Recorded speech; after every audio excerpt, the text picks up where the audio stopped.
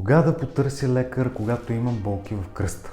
Обикновено съветвам при поява на болка в кръста без конкретна причина да се потърси физиотерапевт 3-4 дена след началото на болката, ако тя, разбира се, е поносима. Докато се лекар, със сигурност трябва да направите максимално бърза консултация, ако имате едно от следните: травма, тежка неврологична симптоматика, внезапна загуба на тегло или последните дни и седмица сте били на системи. И все пак в около 95% от случаите става въпрос за неспецифична болка без специфична патология, структурна, която да се види на резонанс.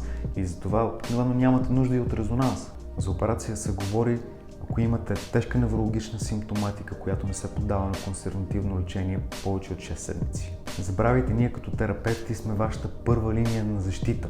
Използвайте, не боли много. И за повече информация ни последвайте.